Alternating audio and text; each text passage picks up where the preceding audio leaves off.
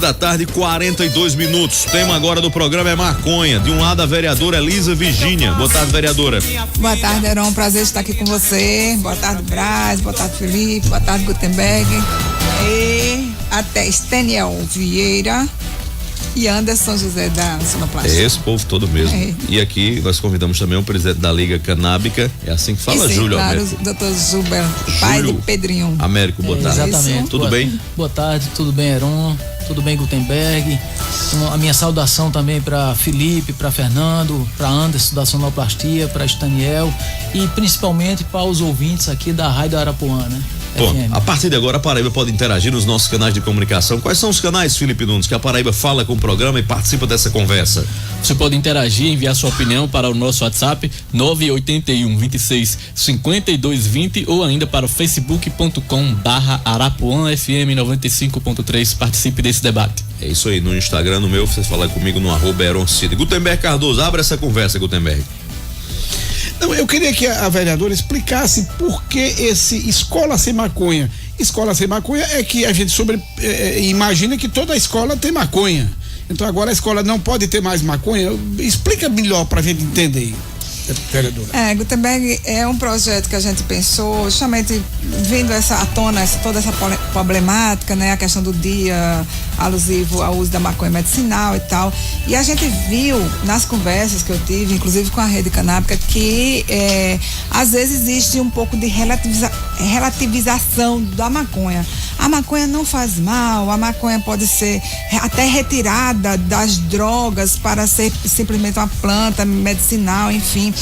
E não é que as escolas todas têm a maconha, mas muitas escolas têm maconha. A universidade, né, muita gente é preso aí, a gente vê, né, de vez em quando aqui e acolá sai preso usuário de maconha ou pessoas que vendem maconha, traficante de maconha na universidade, aqui na Universidade Federal da Paraíba, na Universidade de Guarabira.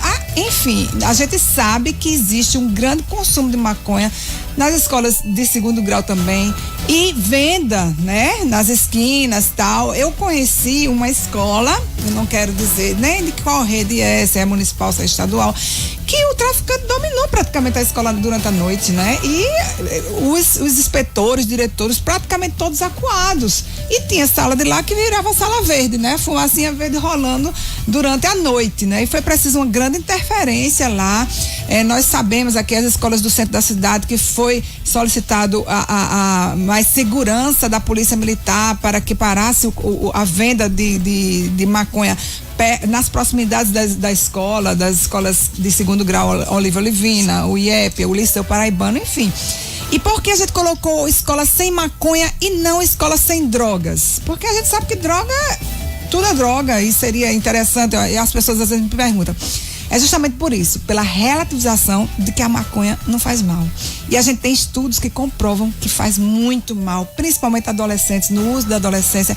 A possibilidade da pessoa adquirir transtornos psicológicos, o aumento do percentual da questão do suicídio, psicose, enfim. É por isso que a gente colocou esse. Ô, Júlio, essa tentativa de rotular a maconha como o extirpar das escolas não pode prejudicar o trabalho que vocês fazem pelo lado medicinal da maconha?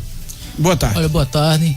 É muito importante que a gente coloque, seja bem claro em relação a essa questão, porque o que a gente percebeu foi exatamente a proibição que mais gerou preconceito e que mais gerou estigmatização e que hoje prejudica inclusive os pacientes. A gente tem a maioria dos profissionais de medicina sem querer prescrever, a gente tem muitos pesquisadores sem querer pesquisar.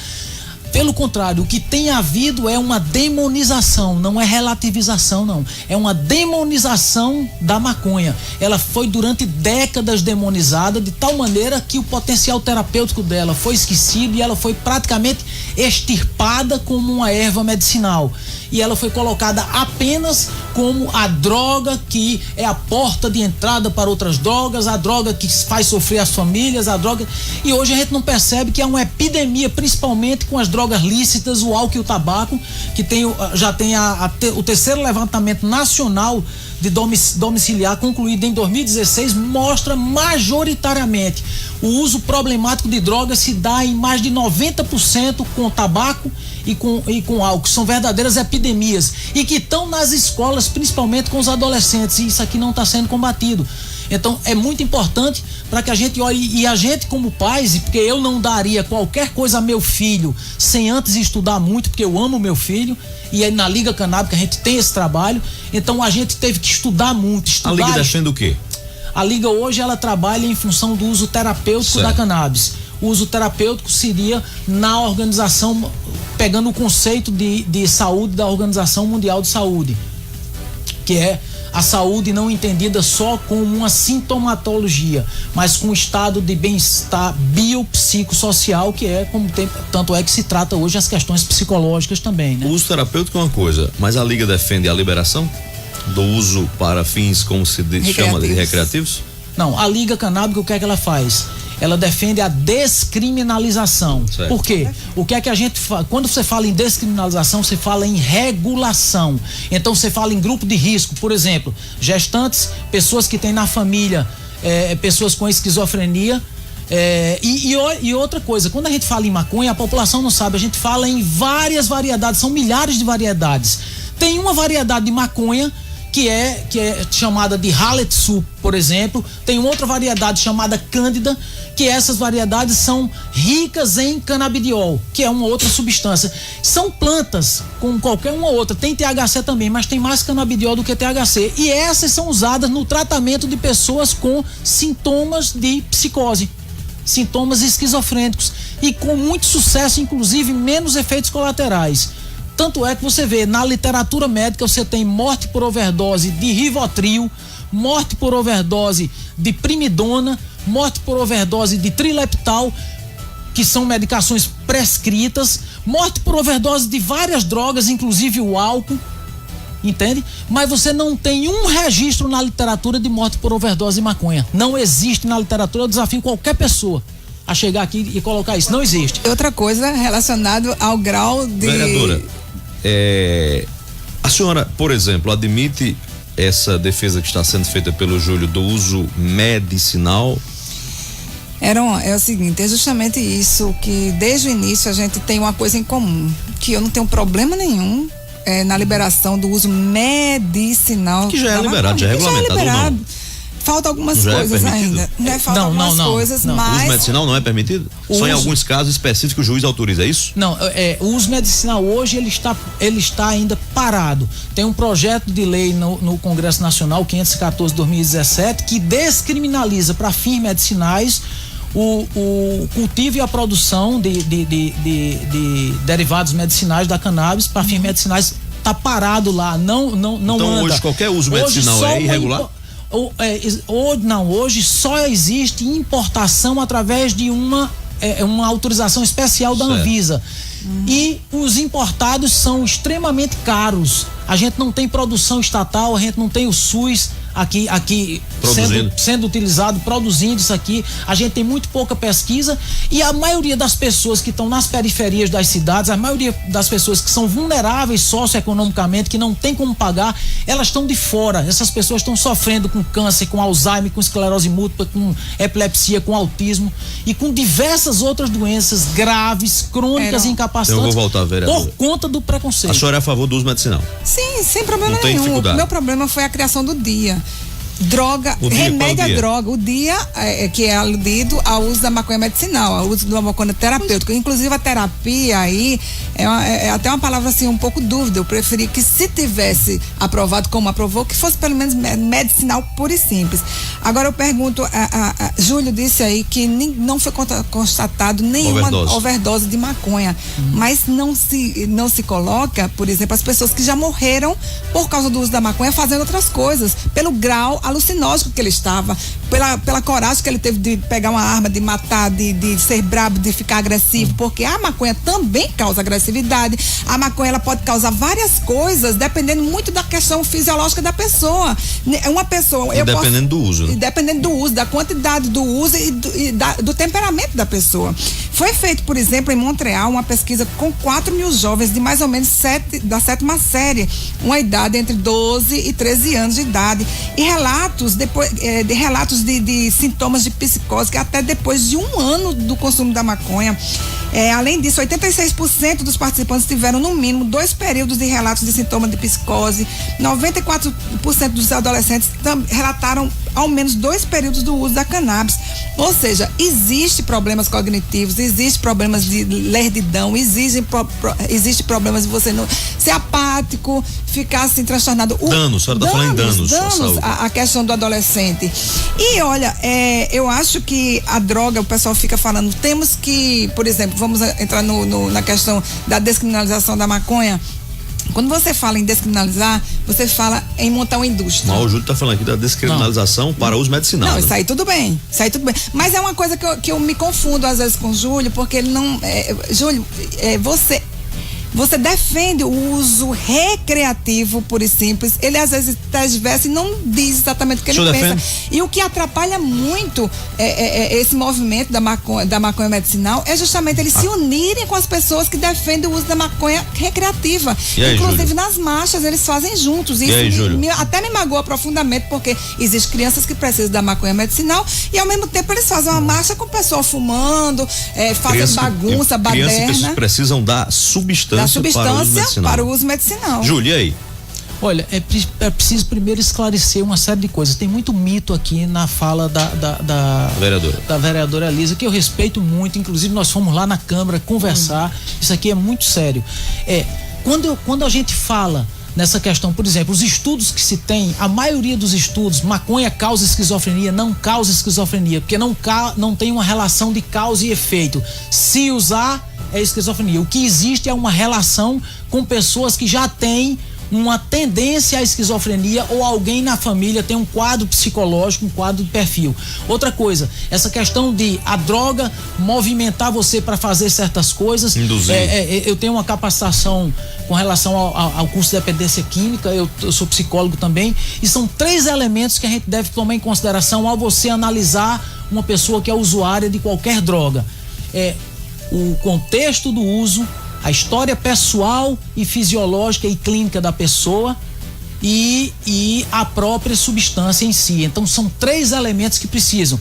Tanto é que a gente tem aqui pessoas, por exemplo, que usam álcool, ficam bêbadas e ficam rindo à vontade. Tem outras que ficam chorando, né? Amargas. Tem outras inclusive a maioria dos casos de violência doméstica depois que o cara bebe. Não é a droga em si, é o contexto onde ela acontece, e é justamente o que a gente combate. Essa questão no contexto da proibição, você cria um mercado paralelo, cria uma marginalização, porque hoje em dia, se você for olhar, não no papel formalmente, mas tacitamente, a maconha já é legalizada no Brasil. Em qualquer canto é a coisa mais fácil do mundo. Você encontrar, você em qualquer canto. Então o que nós defendemos é a descriminalização da maconha. Isso aqui eu tô falando como entidade, inclusive. Da maconha, para qualquer descriminalização. Uso. Descriminalização significa o quê? A gente entende que até o uso social, recreativo. Como uso, eles são uma questão muito mais de saúde pública do que de polícia. A gente entende essa coisa. E a gente entendeu isso aqui, foi vendo como isso se deu, estudando, vendo a história da cannabis. Por exemplo, em 1937, quando foi proibida a cannabis no Brasil, não existia qualquer estudo científico que mostrasse que tinha um dano que estava por trás daquela proibição. E sim a ideia da herança negra que foi chegada no Brasil através dos negros africanos, e a raça negra era estigmatizada, era tida como uma raça degenerada que contaminava as outras camadas sociais. Tanto é que o vício da aristocracia da época era o tabaco. E nada contra o tabaco, tudo tranquilo. É complicado. Agora, com a cannabis tinha isso. Então, existe um preconceito. Eu posso dar um dado? Por exemplo, a André Cipriani, psiquiatra da Universidade de Oxford, no Reino Unido, analisou 11 estudos internacionais publicados a partir da década de 90, nos quais se comprovou que fumar maconha aumentou em 37% o risco de depressão. Eu não entendo como essa erva e tal é tão... Que o consumidor seja preso, é isso? Olha, a droga é droga. Hoje... Se usar droga é crime, que seja. Não, entendeu? Que seja. Eu defendo que não deve ser descriminalizada a maconha, sob qualquer hipótese. Eu defendo que mantenha a atual legislação. Manter a atual legislação e que só seja discriminado o uso da maconha para fins medicinal, puro e simples. Júlio, a Liga reconhece os efeitos colaterais da maconha? Pronto. Danos. Era isso que eu com qualquer substância que tem danos. Para você ter uma ideia, a maioria desses estudos, inclusive, eu quero que você passe para mim, porque é interessante que passe para mim, porque tem muitos estudos que a gente começou a ver que já tem estudos posteriores mostrando que existem variáveis enviesadas nesses estudos e várias contradições que tem. Por exemplo, existia um estudo nos Estados Unidos que dizia que a maconha matava neurônio. Só que eles usavam ratos de laboratório e colocavam o vapor da cannabis queimada e aí o dióxido de carbono, o alcatrão, que era substância extremamente tóxica, ficava em contato com o ratinho e matava neurônios. E eles diziam que era maconha. E isso aqui só veio ser descoberto um tempo depois. Nós temos um estudo de Fabrício Pamplona, que é um cara, um cientista, um farmacologista com pós-doutorado, inclusive em Israel, com estudos em Israel, que é a ponta de lança nos estudos de cannabis. Se você falar em cannabis, Israel é a ponta de lança. Israel agora descriminalizou inclusive o uso social lá em Israel, foi descriminalizado recentemente, e a ponta de lança nos estudos. Esse Fabrício Pamplona, ele publicou uma revisão sistemática agora no final do ano passado, estudo bem recente, ele é daqui do Brasil. Maconha vicia? Sim. E aí ele, vou lhe dizer, vou chegar lá. E esse estudo mostra que maconha não causa esquizofrenia, que na verdade existe uma relação e, por exemplo, quando a gente fala dos adolescentes, é um grupo de risco. É sim, a gente considera. Por quê? Porque os adolescentes, crianças e adolescentes estão com cérebro em formação. E o cérebro em formação produz muitos canabinoides para promover essa formação e amadurecimento. Então, o que você der a mais de canabinoides pode realmente trazer danos. Agora, isso aqui ainda não é nem conclusivo e depende da dose. Meu filho, por exemplo, tem 9 anos e ele toma um óleo rico em THC combinado com um rico em canabidiol. Ora, THC é o bicho-papão, mas meu filho, ele tem deficiência desse canabinoide, então ele precisa repor. Para ele é saudável usar o óleo. Então, é preciso a gente não ter uma visão que olhe só, é isso ou é aquilo. Meu problema é com a droga usada para fins recreativos. Aí eu vou falar de efeitos colaterais, porque aí o efeito colateral, ele vai para qualquer Exatamente. uso. Efeitos colaterais. Recentemente foi aprovado o registro na Anvisa do Mevatil. O Mevatil, ele tem mais THC do que canabidiol. E na nota técnica que foi colocada para aprovar, disse que é improvável a síndrome de abstinência. A cada 10 usuários de cannabis, um pode desenvolver um uso problemático de cannabis. A cada 10 de tabaco, 2,5. A cada 10 de álcool, quase 3,5. Mas olha só, a gente verificando, até quem fuma tabaco, que você disse aí que é 2 vezes mais viciante do que a cannabis, mas o tabaco, ele causa, pelo que as pessoas dizem, um certo relaxamento, mas a maconha causa um relaxamento muito maior, né? Que eu saiba, causa um relaxamento muito maior, de apatia, de conformismo, passividade. Então, assim, imagina só uma pessoa viciada que o tempo todo, até no trabalho, tem que sair ali para dar uma fumadinha de maconha. Aí você imagina um médico que vai ali para dar uma fumadinha de maconha antes de entrar na sala de cirurgia, um médico neurocirurgião. Aí vai, tudo bem, vai de cada ética de cada médico. Mas isso aí, a gente pode imaginar um piloto dar uma fumadinha antes de chegar e pilotar o seu avião. Já que não é proibido. Como não pode beber, né? Como não pode beber, justamente. Mas já que não é proibido, de repente, né, acontece.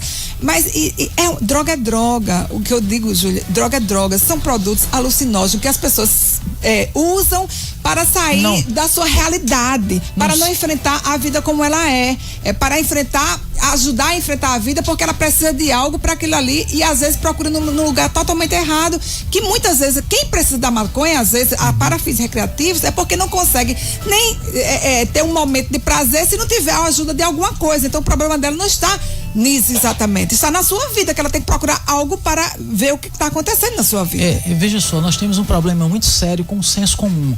Nós temos muitos achismos aí. A gente está aqui avaliando, não existe nenhum estudo, nada conclusivo em relação à questão quais são as causas, o que leva alguém a experimentar álcool, a tomar sua cerveja, a experimentar Mas você cigarro concorda que você mesmo disse, essas pessoas que têm a probabilidade de psicose é porque já tinham a probabilidade, a predisposição de psicose e por isso estão usando a maconha e a maconha está sendo culpada de uma coisa que não é. Então, é justamente, são pessoas Veja doentes que devem, de repente, usar a maconha para fins medicinais. Nós estávamos falando de um caso.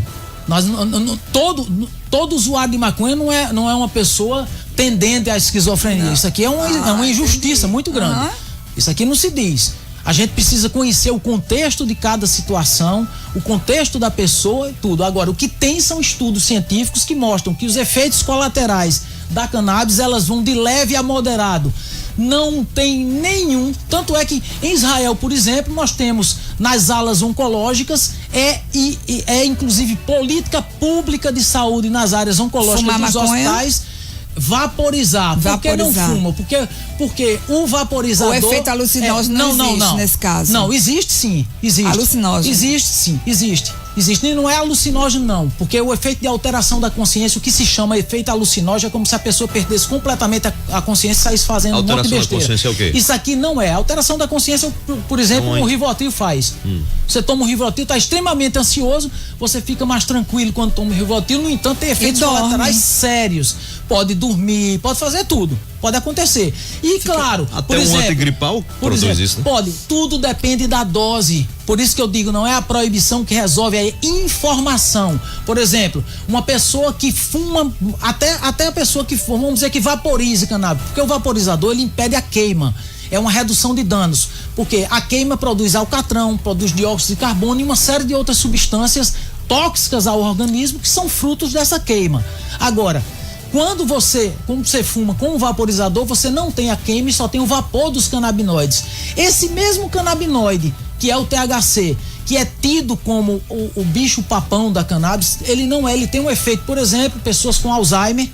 Hoje já tem estudos, inclusive recentes, que mostram que nas pessoas idosas com 50 anos ou mais, já tem um estudo pré-clínico usado com ratinhos que mostram que há uma otimização de funções cognitivas como o foco, a memória. Então, tudo que você está falando é para fins medicinais. Mas veja só, o que eu quero dizer, qual é a diferença aqui? A diferença é que vai ser colocado no hospital, vai ser aplicado ou feito numa tem uma regulação. Tem uma regulação. Deixa eu colocar. A diferença aqui, por exemplo, de quem está usando, o ato de usar entre uma pessoa que ela está usando com fins, por exemplo, existe uma pessoa que usa com fins recreativos, por exemplo, pode usar com fins recreativos e usar um vaporizador. O vaporizador vai impedir a queima. E aí, essas substâncias tóxicas. Mas o THC, ele tem uso medicinal e a maconha em si, os sintomas da cannabis são efeitos de leves a moderados. Eu posso passar para você, inclusive, a nota técnica da Anvisa em relação ao Mevatil. Agora, o que acontece é o quê? É que o Mevatil, ele vem da indústria farmacêutica, vai custar R$2.800 nas farmácias e vão roubar o SUS. A maconha também vai ser cara de se legalizar. Porque a gente vai construir uma indústria de maconha, que vamos ter que pagar salários e encargos sociais às pessoas que trabalham nessa indústria. Vamos ter mais de 50% de impostos sobre a maconha, como se tem sobre o cigarro, e a gente não conseguiu acabar com, por exemplo, a entrada de cigarro clandestino aqui pro nosso Brasil. A gente pega todos os dias milhares e milhares de cigarros clandestinos que entram através... Vereadora, para finalizar, o seu projeto quer estabelecer que cultura nas escolas? Mostrar os problemas que podem ser causados pela maconha, pelo uso da maconha nos adolescentes, nos estudantes. Por exemplo, foi feita uma pesquisa que 66% dos estudantes que não usam maconha conseguem passar de primeira nas provas, contra 50% das pessoas que usam maconha. É uma série de coisas. E os perigos que se tem de usar drogas e, logicamente, mostrar e fazer apresentável para elas entenderem e saber o que é o nosso Sistema Nacional de Políticas Públicas Sem Drogas, que é a Lei 11.343, né?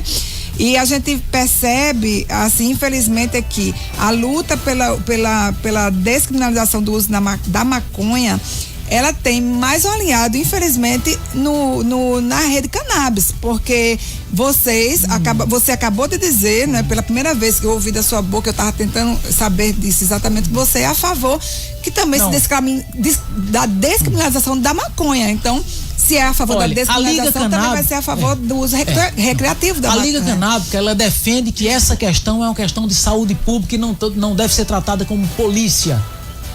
Nós temos uma cidadezinha no interior. Para não ser tratada como polícia, tem que ser liberada a questão da maconha para venda. Deixa eu explicar aqui. Quando a senhora fez essa pergunta lá na Câmara minha, eu falei de quê? Que nós defendíamos os usos tradicionais. Eu não estava tergiversando, não, lá não. Eu estava falando, por exemplo, de uma cidade como Cruzeta, no interior do Rio Grande do Norte, que até 2010, o uso da cannabis lá, da maconha, era um uso tradicional. Eles tinham uma planta como chamada liamba, é uma planta da família da cannabis. O índice de criminalidade naquela cidade, perto do zero. Não existia nenhum registro na cidade de problemas sérios de saúde pública.